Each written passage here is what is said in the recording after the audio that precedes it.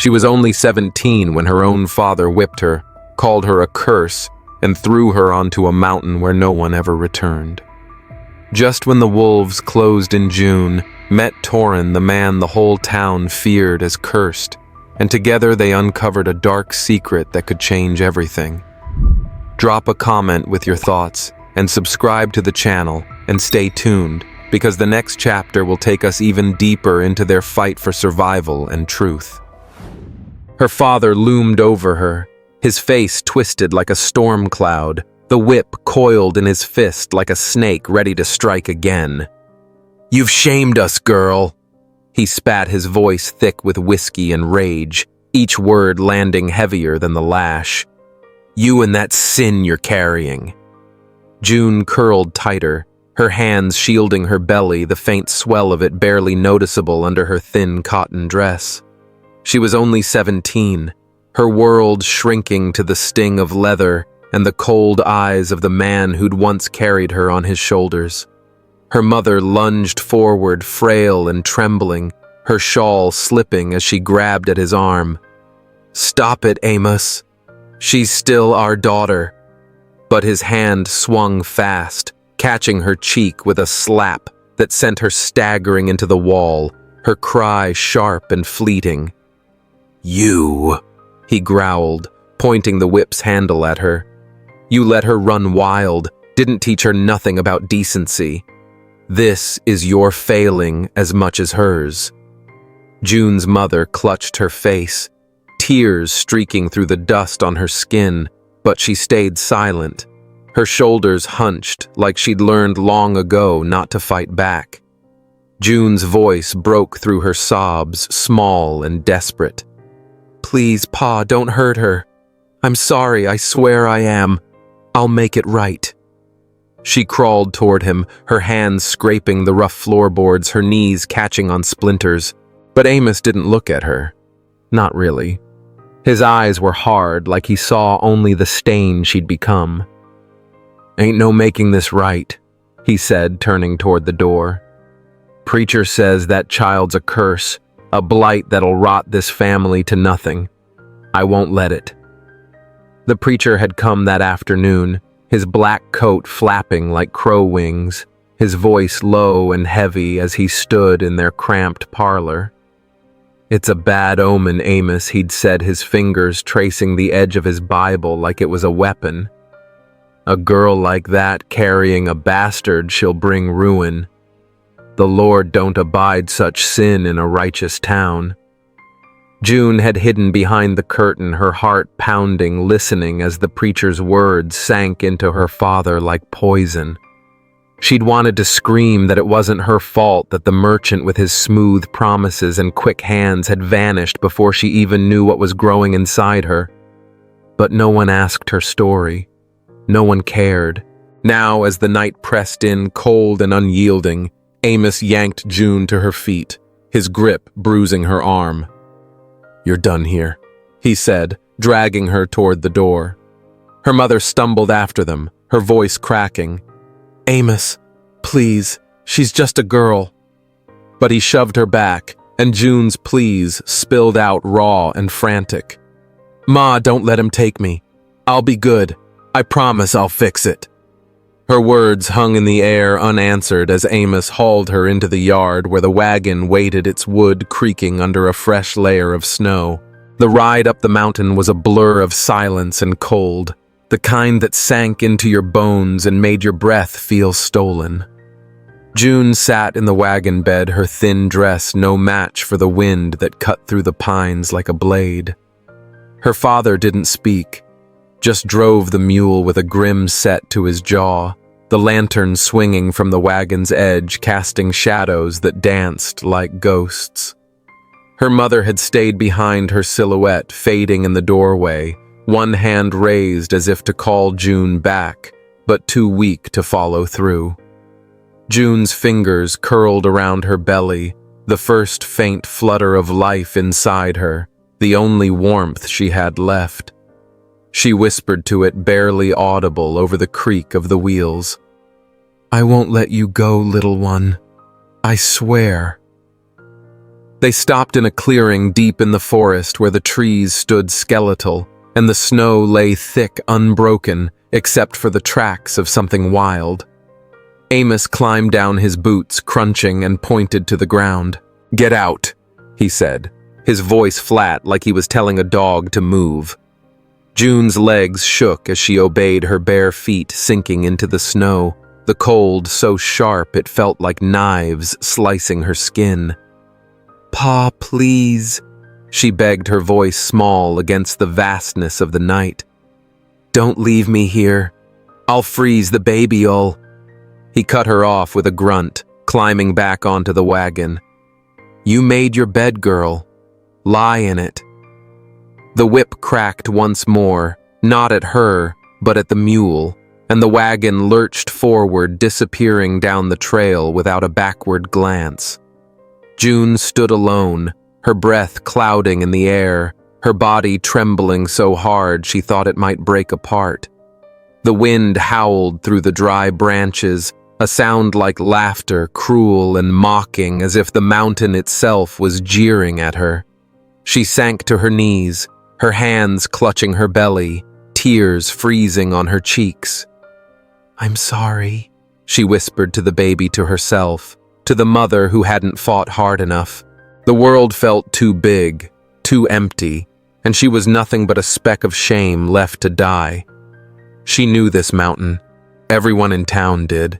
They called it the Mountain of the Lost, the place where the desperate and the damned went when they had no will left. Folks said no one ever came back once they'd gone in. She'd heard the whispers since she was a child about the man who'd been thrown up here years ago, left to the wolves. No one ever saw him again. June shivered, her mind racing. Maybe his bones still lay somewhere under the snow. Maybe she'd soon join him. The shadows seemed to move between the trees, every gust of wind sounding like a growl, every crack of ice like a step drawing closer. June hugged her belly tighter, terror clawing at her chest, praying she wouldn't meet the same fate as the poor soul the village had once sacrificed to these woods.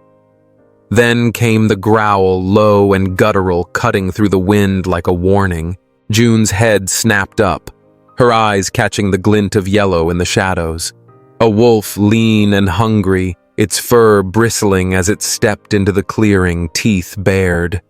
She froze, her heart hammering her pleas, turning to a whimper. "No, please, not now." The wolf's growl deepened its pause, sinking into the snow as it crept closer, and June scrambled back, her hands fumbling for anything, a stick, a stone, but finding only cold earth. A shot rang out, sharp and final, echoing off the trees. The wolf yelped, collapsing in a heap, blood pooling dark against the snow.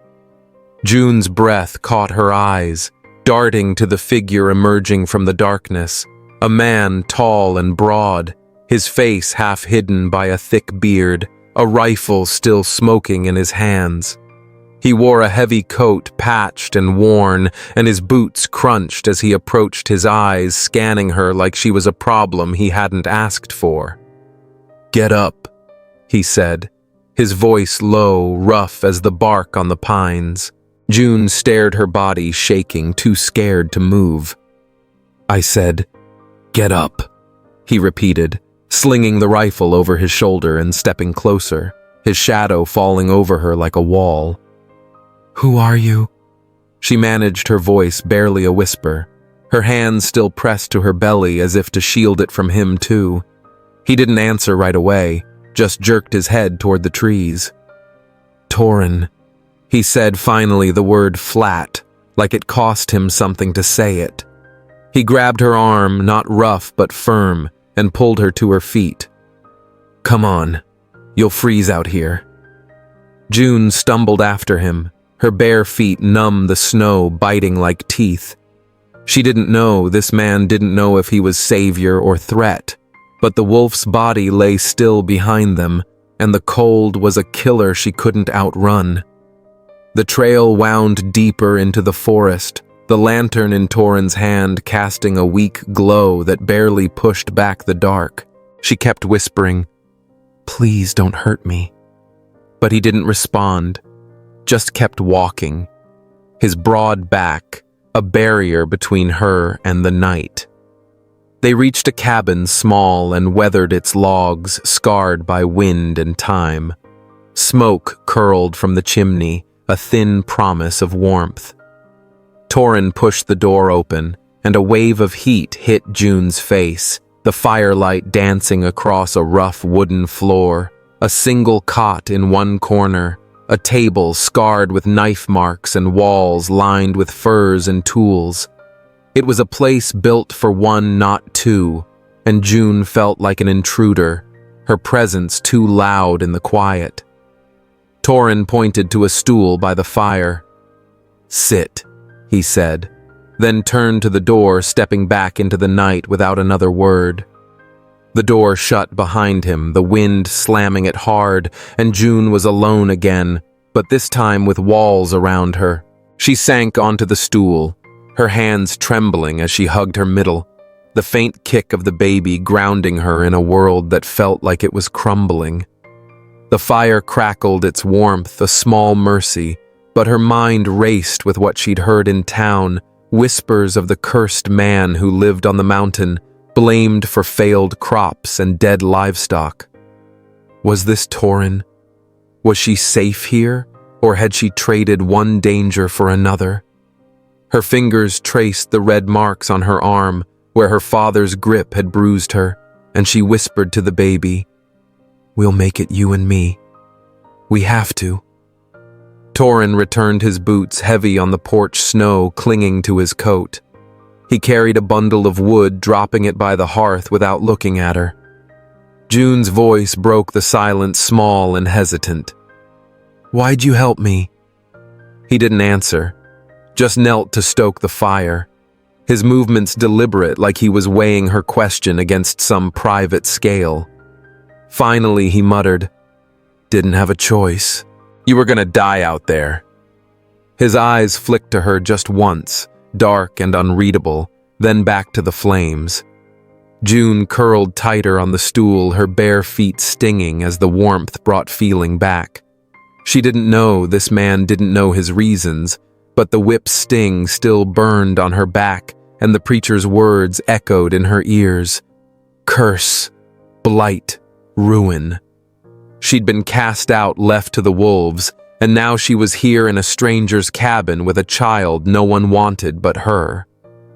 The fire popped a spark, landing near her foot, and she flinched, her hands tightening around her belly. June curled tighter on the stool, her bare feet stinging as the warmth brought feeling back.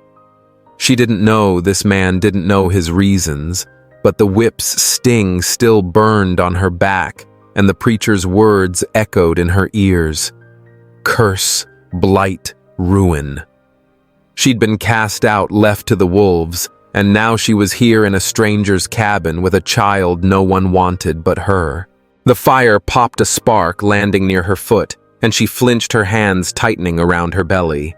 Her eyes lifted, catching the man's shadow as he leaned by the hearth, his broad frame lit by the flickering flame.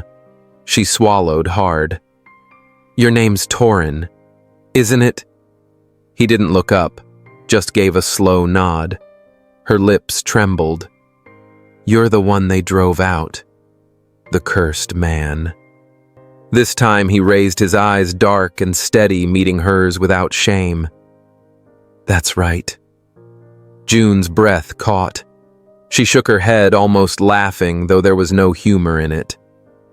I thought you were just a story. They used your name to scare the children, said you'd been taken by the mountain, that nobody ever saw you again." Her voice broke, half in fear, half in disbelief. "And yet, you're real. You're alive." Torin's jaw worked slowly, his gaze flicking toward the window where the wind moaned against the shutters. Alive, yes, but to them, might as well be dead. The words hung heavy between them, colder than the snow still clinging to her skirts. June hugged herself tighter, shuddering. The man in front of her wasn't a ghost from the stories. He was flesh and blood. Yet the thought of sharing this cabin with him, the man the whole town swore was cursed, made her chest tighten with a new kind of fear. It had been 3 weeks since he'd dragged her from the snow. 3 weeks of silence broken only by the crack of his axe outside or the scrape of her broom against the rough floorboards.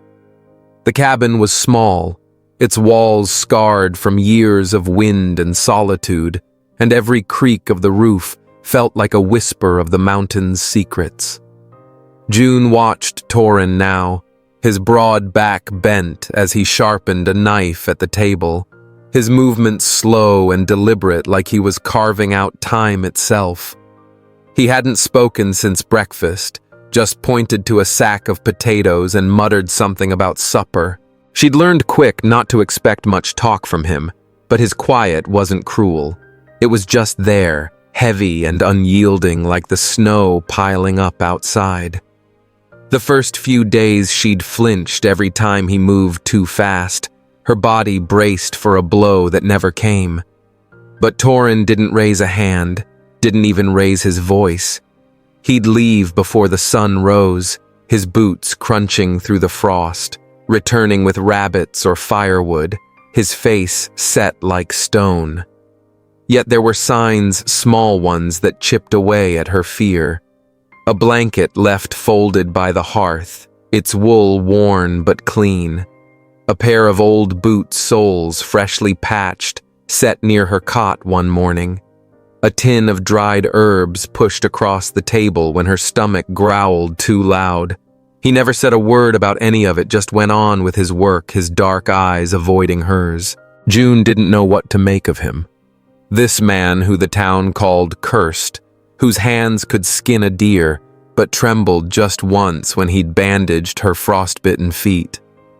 She whispered thank you under her breath, each time her voice too soft to carry, but she saw the way his shoulders stiffened like he heard her anyway. Outside, the mountain was waking up in ways that made her skin prickle. At night, she'd hear it, a low, rumbling growl from the woods. Not wolf, but something meaner, something that didn't belong.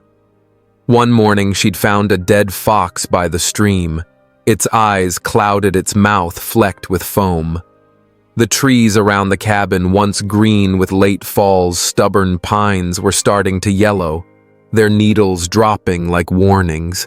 She tried to keep busy to make herself useful so he wouldn't see her as a burden. Torin had shown her how to peel potatoes without wasting too much, how to bank the fire so it'd last through the night, how to check the traps he'd set along the ridge. His instructions were short, gruff, but never sharp. Hold the knife like this, he'd said once, his calloused fingers brushing hers as he adjusted her grip, then pulling back quick, like he'd touched something he shouldn't. She'd nodded, her cheeks warm, and murmured another quiet thank you. He'd turned away, but not before she caught the flicker in his eyes, something softer buried deep under all that silence. One evening, as the wind howled through the cracks in the roof, sounding like someone whispering curses from far off, June couldn't hold her questions any longer. She sat across from Torin at the table, her hands twisting in her lap, the fire casting shadows that danced across his bearded face. "What did you do to get sent?" June's throat tightened, her fingers digging into the fabric of her dress where the scars from her father's whip still burned beneath the cloth. She hesitated, the shame rising like bile, but his eyes flicked to her, steady and waiting, not judging. "It wasn't my choice," she started, her voice cracking. "There was a man, a merchant passing through. Said he'd take me to the city, make me his wife. I believed him. He took what he wanted, then left me behind. Didn't know I was carrying till it was too late." Her hands moved to her belly, protective as the baby stirred faintly. "Pa found out, didn't ask no questions. just beat me till I couldn't stand. Preacher came, said my baby was a bad omen, said it'd bring ruin to the family, make the crops fail, the town starve.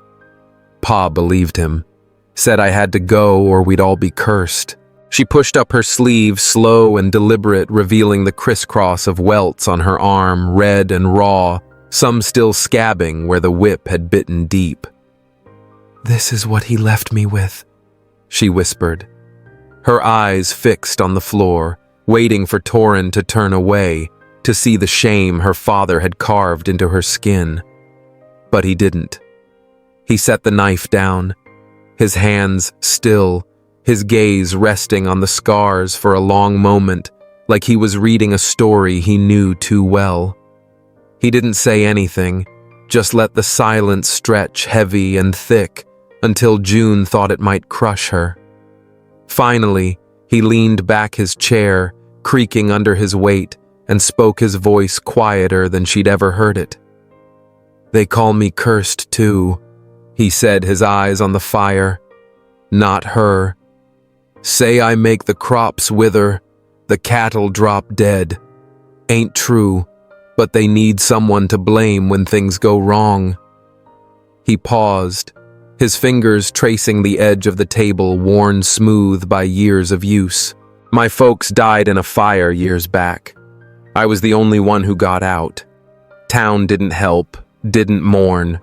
They just started whispering, said, 'I brought the fire,' said I was marked by something dark. Been up here so long I don't rightly know how many winters it's been. Long enough to forget what it's like to be wanted." June listened, her heart twisting at the weight in his words, the way he said them like they were just facts, not pain. She saw it now, the way he moved, careful and guarded, like a man who'd learned to expect nothing but suspicion. Yet he'd saved her, given her a place by his fire, patched her boots, left her blankets. His coldness wasn't hate. It was a wall built high to keep the world out.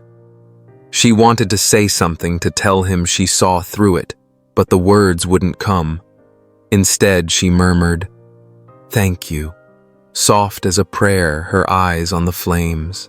His head tilted slightly like he'd heard, but he didn't reply, just went back to sharpening his knife, the scrape of metal filling the quiet.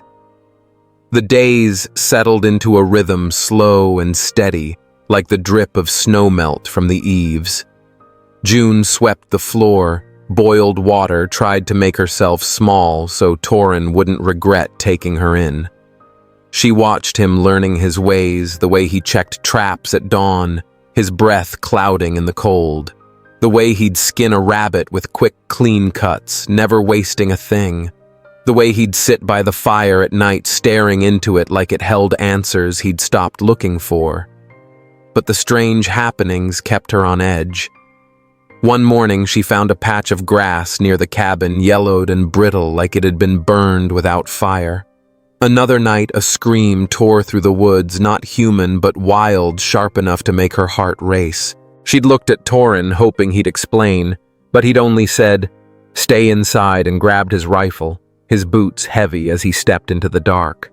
She started to wonder if the curse was real, if her baby's presence was poisoning the mountain, or if Torin's past was bleeding into the present.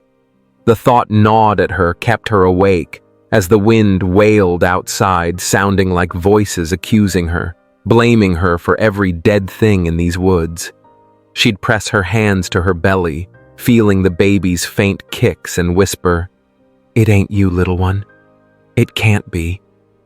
But doubt clung to her, heavy as the snow. One afternoon, needing something to do, June climbed the narrow ladder to the cabin's loft, a cramped space smelling of dust and old wood. She was looking for rags to mend her dress, but her hands brushed against a small wooden box, half hidden under a pile of furs. It was plain, its lid carved with a single flower, faded but deliberate. Inside, she found a tarnished locket, a child's shoe, and a leather-bound book, its clasp rusted shut. Her fingers trembled as she pried it open, the pages yellowed and brittle. The ink faded but still legible. The first line stopped her cold. "They want our land. They won't stop till it's theirs." It was a woman's handwriting, careful and sure, and June knew without knowing how that it was Torin's mother's. She closed the book quick, her heart pounding, and tucked it back into the box. The words burned in her mind, a hint of something bigger, something hidden. She didn't tell Torin, not yet. She wasn't sure why, maybe because she didn't trust him fully, or maybe because she was afraid of what the truth might mean. But as she climbed down the ladder, her hands shaking, she felt a shift inside her, a need to know more, to understand the man who'd saved her, and the mountain that seemed to hold them both prisoner. That night, as the fire burned low and the wind howled like it was trying to tear the cabin apart, June sat on her cot, the blanket Torin had left for her, pulled tight around her shoulders. She watched him across the room, his silhouette sharp against the firelight, his hands still as he stared into the flames. She wanted to ask about the book, about the land, about the fire that took his family, but her voice stayed locked in her throat, and all she could manage was another soft "thank you" barely audible over the wind. Torin's head turned slightly, his eyes catching hers for a moment, dark and unreadable, before he looked away. He didn't say anything, but he didn't need to. The blanket, the boots, the herbs, they were his way of speaking, and June was starting to hear it. The mountain kept its secrets, but they were starting to crack like ice under a warm spring sun. June felt it in the way the baby kicked harder now, in the way Torin's silence wasn't as heavy as it used to be. She didn't know what lay ahead, didn't know if the curse was real or just a lie the town had spun to keep people like her and Torin in their place. But as she lay down that night, the diary's words echoing in her head, "They won't stop." She made a quiet promise to herself and her baby. She'd find the truth no matter how deep it was buried, no matter how much it scared her. The wind screamed through the pines, a sound like a woman mourning, and June woke with a start, her hands clutching the blanket Torin had left folded on her cot. Snow had piled high against the cabin's walls, sealing them in like a tomb, the kind of winter that made you feel the world had forgotten you. The fire in the hearth burned low, its glow barely touching the corners of the room where shadows clung to the rough-hewn logs. June's breath clouded in the chill air, her fingers stiff as she rubbed them together, trying to chase away the cold that had settled deep in her bones. 3 weeks in Torin's cabin had taught her the rhythm of survival, stoking the fire-boiling snow for water, peeling potatoes with a knife that felt too big in her hands. But the mountain's weight pressed harder now, as if it knew she'd seen the words in that diary. Words that hinted at a truth too big for this small, lonely place. Torin was already up, his silhouette moving against the gray light seeping through the cabin's single window. He was splitting kindling by the door, his axe striking with a steady rhythm, each thud echoing like a heartbeat in the quiet. June watched him, her eyes tracing the lines of his shoulders, broad but hunched, like he carried more than just the wood. He'd been like that since she'd found the diary, his silence thicker, his glances sharper, as if he sensed the questions burning in her chest. She hadn't shown him the book yet, hadn't dared to speak of it, but the words, "They want our land. They won't stop," had rooted in her mind, growing thorns that pricked every time she looked at him. She rose her bare feet, flinching against the cold floor, and pulled her shawl tight around her shoulders, the fabric worn thin from weeks of use. The baby kicked a sharp jab that made her pause, one hand resting on her belly, a reminder of why she was still here, still fighting. She moved to the table where a pot of water sat waiting and began scrubbing potatoes, her hands moving slow, deliberate like Torin's. But her mind was elsewhere, tangled in the diary's pages, in the story of a family burned out of their home, blamed for a curse that wasn't theirs. She glanced at Torin, his back to her, and her voice came out before she could stop it, small but steady. "Why didn't you ever say nothing about your Ma Torin's axe stopped mid-swing, the blade hovering above the wood, his knuckles white around the handle?" He didn't turn, didn't speak, but the air in the cabin shifted heavy with something unspoken. June's heart thumped, but she pressed on her words, spilling out like water from a cracked bucket. "I read her diary, Torin. Up in the loft. She wrote about the land, about the water under it, about folks in town wanting it bad enough to lie. They said you was cursed, but it was them, wasn't it? They let your family burn." Her voice cracked on the last word, and she gripped the edge of the table, her nails digging into the wood, waiting for him to snap, to tell her to shut up, to leave his past alone. He set the axe down slow, like it weighed more than it should, and turned to face her.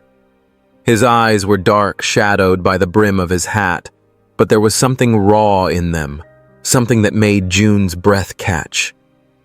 "You shouldn't be digging in things that ain't yours," he said, his voice low, rough as the gravel under the snow. But there was no anger in it, just a tiredness that seemed to come from deep inside, like he'd been carrying those words for years. He leaned against the wall, his hands shoved into his pockets, and looked at the fire. Not her. "I knew what they did. Knew it since I was a boy. But knowing don't change nothing. Town turned its back, and I ain't got the fight to make 'em see different."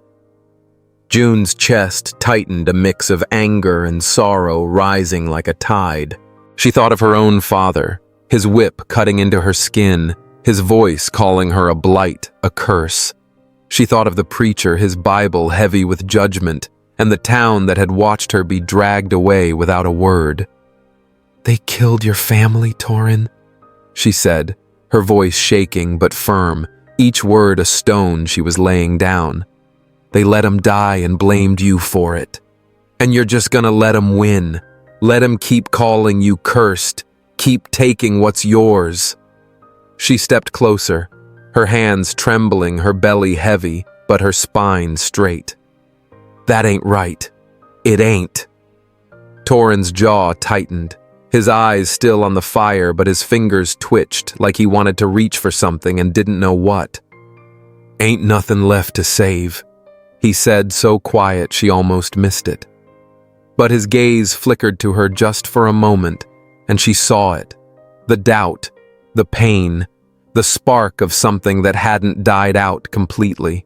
She wanted to push to make him see what she saw, but the words stuck in her throat, and she turned back to the potatoes, her hands moving faster now, as if work could hold her anger at bay.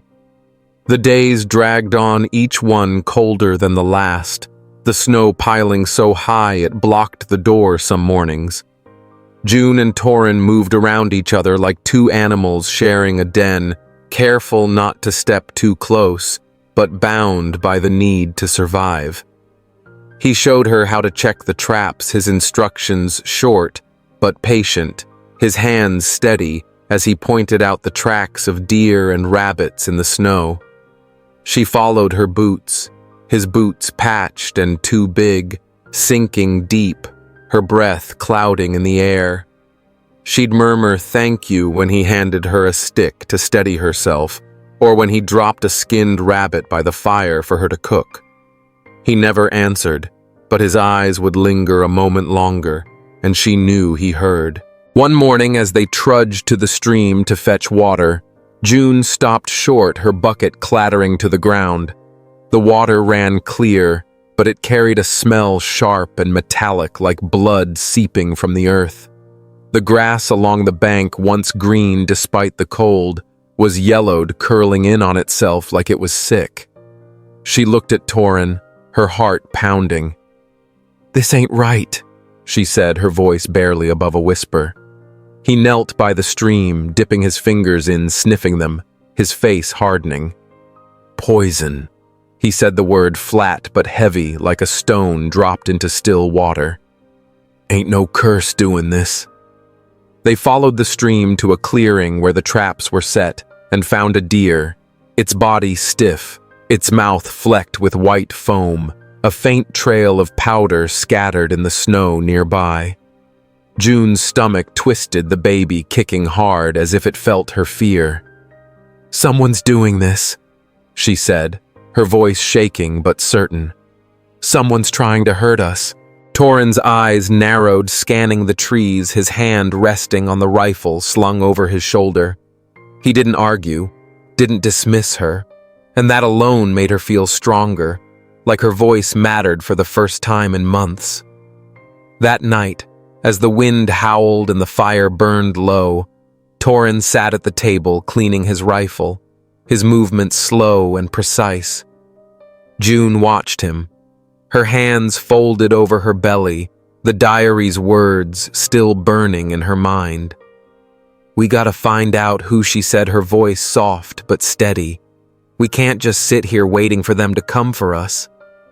Torin's hands paused, his eyes meeting hers, and for a moment she thought he'd say no, tell her to stay out of it. But he nodded just once and said, "We'll watch the stream tomorrow night. See who comes." His voice was gruff, but there was something new in it, a spark of resolve that hadn't been there before. June lay awake that night, the diary hidden under her cot, its words a weight she couldn't shake. She and Torin were trapped not just by the snow, but by the lies that had driven them both to this mountain. As she closed her eyes, the sound of footsteps crunching in the snow outside made her heart race, and she knew they weren't alone anymore. The night was black as pitch, no moon to light the way, just the wind's low moan and the gurgle of the stream cutting through the silence. June crouched beside Torin behind a cluster of pines, her breath shallow, her hands gripping a knife he'd given her, its handle worn smooth from years of use. The cold bit through her shawl, her belly heavy under her dress, but she didn't move, didn't dare. Torin was still as stone beside her, his rifle resting across his knees, his eyes fixed on the stream's edge where the water glinted faintly under the stars. They'd been waiting for hours, the kind of waiting that made your bones ache and your mind play tricks, turning every rustle into a threat. June's heart pounded, the baby kicking hard as if it sensed the danger in the air. A shadow moved in the clearing, then another, and June's breath caught as two men stepped into view, their lantern casting a sickly yellow glow. They carried sacks heavy and sagging, and as they knelt by the stream, June saw it, a white powder spilling from one sack swirling into the water like a cloud of poison, its faint shimmer catching the light. Torin's hand tightened on his rifle, his jaw set, but he didn't move, not yet. June's fingers clenched around the knife, her palms slick with sweat despite the cold. She knew those men or men like them, townsfolk with hard eyes and harder hands, the kind who'd watched her father drag her away and done nothing. Torin signaled with a tilt of his head, and they crept closer, silent as the snow itself. The men were talking low, their words lost to the wind, but June caught snatches. "Finish him. Land's ours." And her blood ran cold. Torin moved first fast, and sure, his rifle raised as he stepped into the clearing. "Drop it," he said, his voice cutting through the night like a blade. The men froze, one dropping his sack, the powder spilling across the snow. The other reached for a pistol, but Torin was faster, slamming the butt of his rifle into the man's chest, sending him sprawling. June stepped out. Her knife raised her hands, shaking but her feet steady. The second man turned his eyes wide with panic and lunged at her, his fingers grazing her arm before she swung the knife, catching his sleeve. He stumbled back, cursing, but Torin was there, pinning him to the ground, his knee on the man's chest. "Who sent you?" Torin growled, his voice low, dangerous like a storm about to break. The man sputtered, his face red, but Torin pressed harder, and the words came spilling out. "The elders, they want you gone. Want the land, the water. Said you're cursed. Said you gotta die." June's heart pounded, the diary's words ringing in her ears. They won't stop. She stepped closer. Her knife still raised, her voice trembling but clear. "You're poisoning the water, killing everything up here.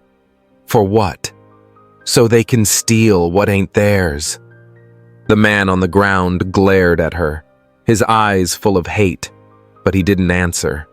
The other, still gasping from Torin's blow, muttered, "You don't belong here, girl. Neither of you."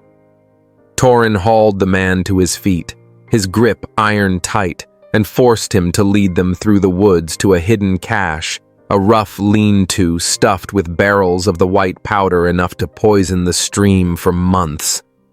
June's stomach churned as they smashed the barrels, the powder mixing with the snow, useless now. But the weight of it lingered, the knowledge that the elders wouldn't stop, that they'd come again with more than powder next time. Torin's face was hard, his eyes distant, but June saw the shift in him, the way his shoulders squared like he was finally ready to fight. They trudged back to the cabin, the night pressing close, the wind carrying the faint howl of something wild in the distance. June's hands shook as she gripped the knife, her mind racing with what they'd learned. She wasn't the scared girl left to die anymore. She'd faced a man with a blade in her hand and hadn't backed down, but the fear was still there, coiled tight in her chest, and she knew Torin felt it too, though he'd never say it. As they reached the cabin, she stopped him, her voice soft but firm. "If you don't fight Torin, they'll take it all, your land, your family's truth, everything. You can't let 'em." Torin looked at her, his eyes searching hers, and for a moment she saw the man behind the wall, the one who'd carved a flower into a box for his mother, who'd patched her boots without a word. "I know," he said, his voice rough but steady, and there was something new in it, a fire that hadn't been there before. He didn't say more, just pushed open the door, but June felt it, the shift, the promise of a fight they'd face together. The wind howled like a beast set loose, tearing through the pines and piling snow against the cabin's walls, so thick it seemed the mountain itself was trying to bury them. June crouched low behind a stack of firewood, her hands trembling as she gripped the lantern, its glass hot against her palms despite the cold. The night was black, no moon to guide them, only the faint glow of the stars and the flickering torches of the men creeping closer, their shadows long and jagged across the snow. Torin was up on the cabin's roof, his rifle a dark line against the sky, his breath clouding as he waited still as a stone. They'd spent the day preparing stringing ropes through the snow, digging shallow pits covered with branches, setting the stage for a fight they couldn't avoid. June's heart pounded, the baby kicking hard in her belly, as if it knew the danger closing in. She whispered to it, her voice barely a breath. "We're gonna make it, little one. I swear."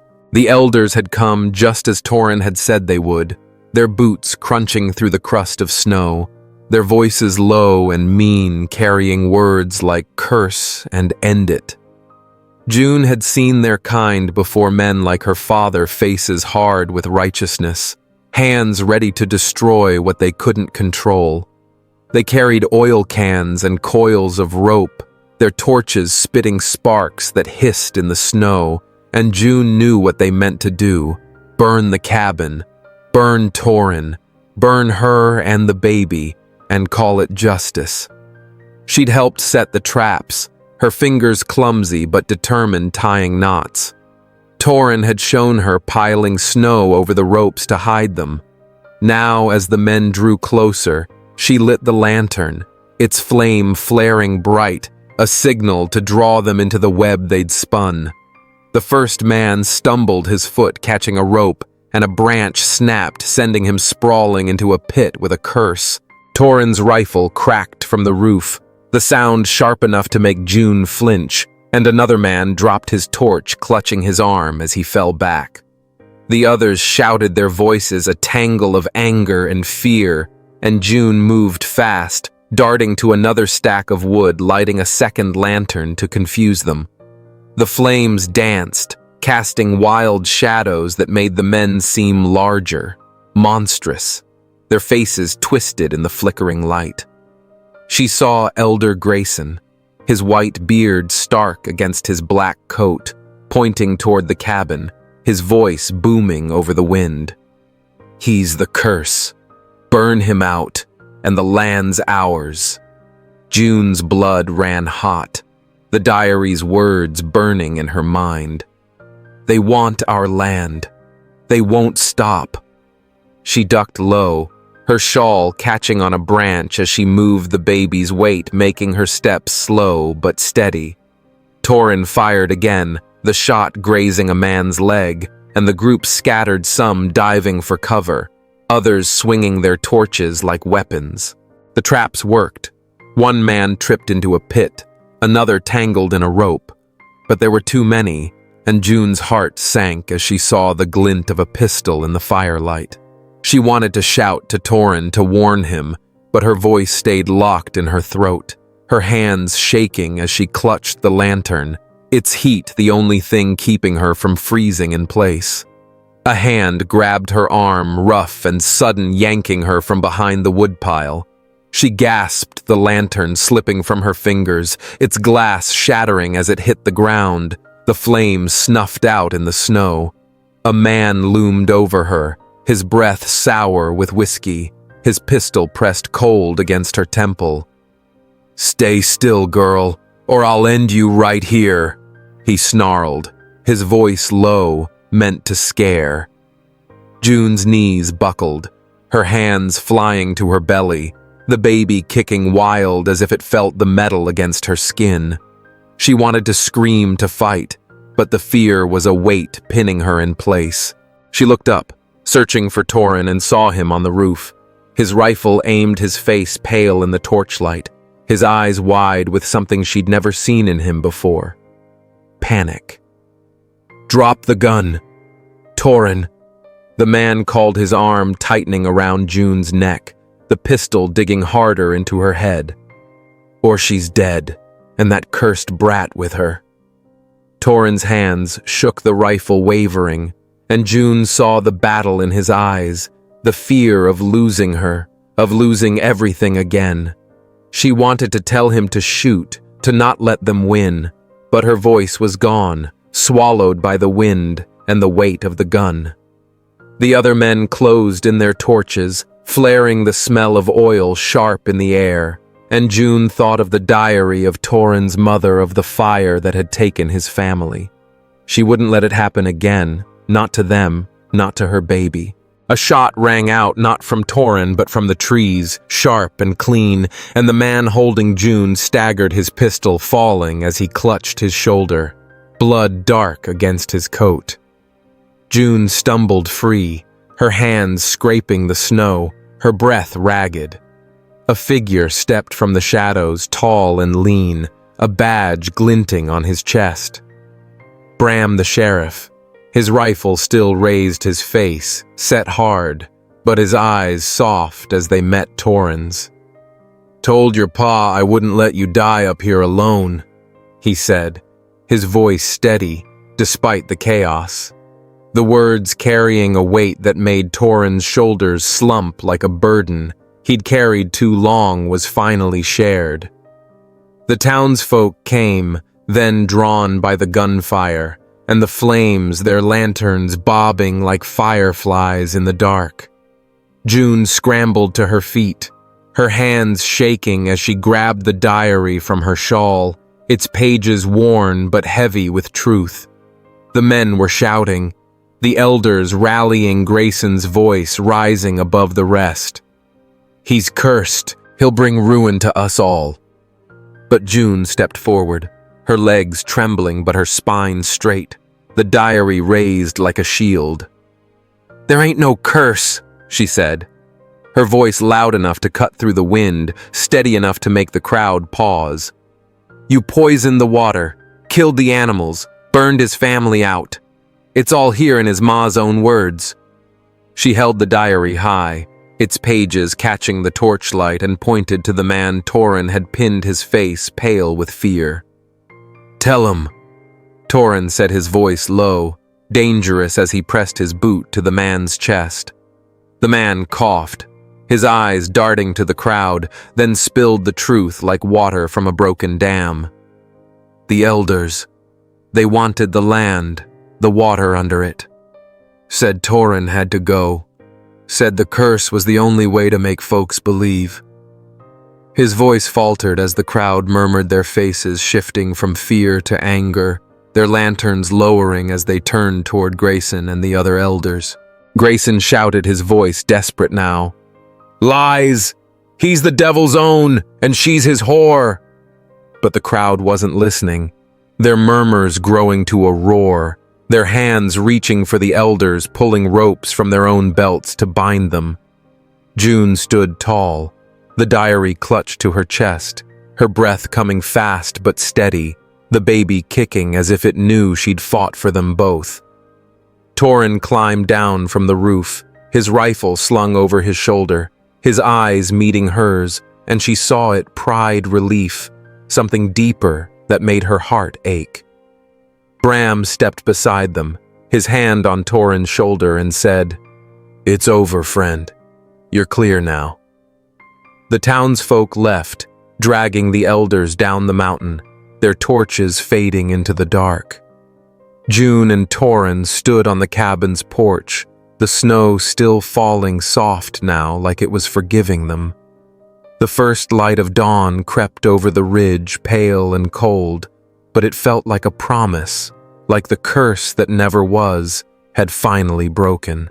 June whispered, "Thank you," to Torin, her voice soft, and he nodded, his eyes red, but steady. The wall between them, thinner now, almost gone.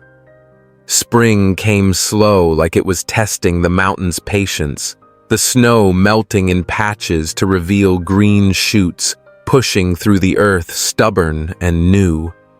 The cabin stood weathered but strong, its logs warmed by the sun, the chimney puffing smoke that curled lazy into the sky. June sat on a stool by the hearth, her hands cradling Dawn. The baby's tiny fingers curled around her own, her eyes wide and bright like the morning. The birth had been hard days of pain that left June shaking, but Torin had stayed close, boiling water, tearing cloth for rags, his hands steady, even when his face was tight with worry.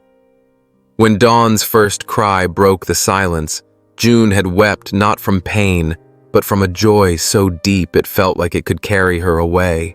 Torin had looked at the baby, his eyes soft for the first time, and carved a small wooden horse for her, its edges smooth from hours of work, left by her cradle without a word. The townsfolk came now not with torches, but with baskets of bread, jars of preserves, bolts of cloth as offerings of guilt and peace.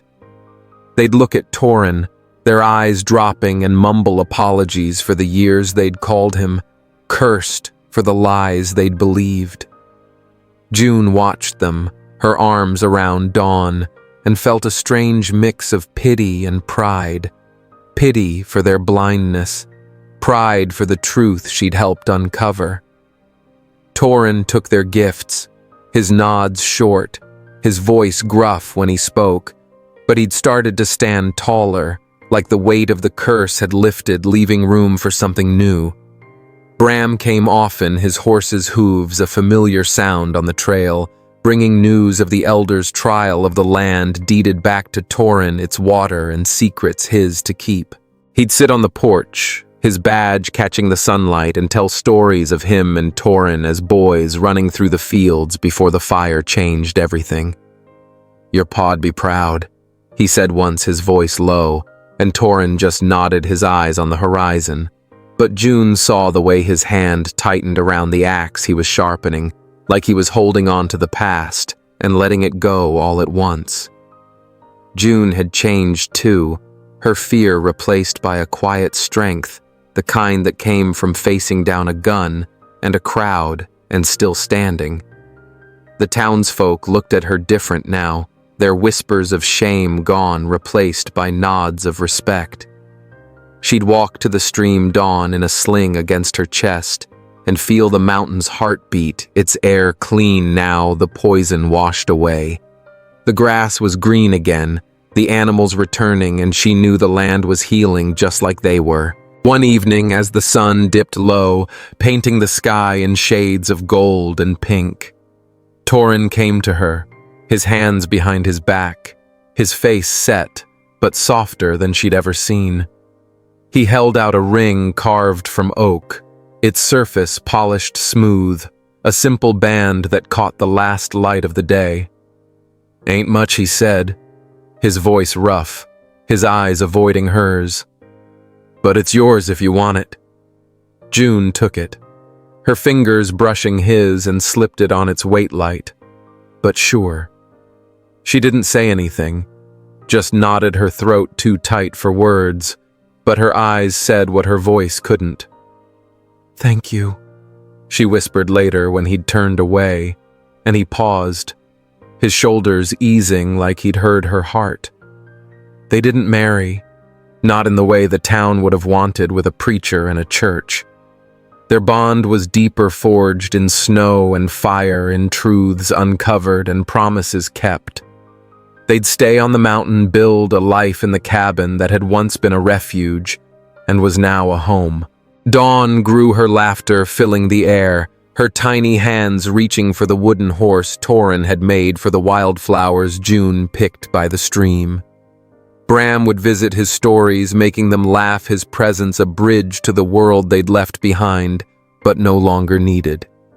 One morning, June stood on the porch, Dawn in her arms, the baby's hair catching the sunlight like threads of gold, as if the mountain itself was singing a welcome. Torin stood beside her, his arm brushing hers, his silence warm now, not heavy. Bram was there too, leaning against the rail, telling a half-true tale about a bear he'd never caught, his grin wide. June looked out at the forest, green and alive, and felt Torin's warmth, Dawn's weight, the ring on her finger. From ashes, she thought, her eyes on the horizon, we built a home. You know, friends, this story of June and Torin really stuck with me. It's not just about a girl being cast out, or a man called cursed. It's about how fear and lies can destroy a community, and how courage and truth can rebuild it. June was only 17, carrying a child she didn't ask for, beaten down by her own father, condemned by a preacher, and abandoned in a place meant to break her. And yet she found the strength to keep going, not just for herself, but for the life growing inside her. And Torin, the man everyone called cursed, proved that sometimes the people we fear most are the ones who carry the deepest scars and the greatest kindness. The lesson here is powerful. We can't let fear and rumors decide who deserves love, safety, or respect. We can't let other people's lies define our worth. June and Torin show us that even when the world turns its back, there's hope if we choose to stand together to fight for truth and to build something new out of the ashes. So I'd love to hear your thoughts. What did this story mean to you? Did you find yourself rooting for June or feeling for Torin? And most of all, what lesson will you carry from their journey? Drop your comments below, and let's talk about it like friends around a fire. Because stories like this, they're not just tales. They're reminders of the strength we carry inside even when the world says we're broken.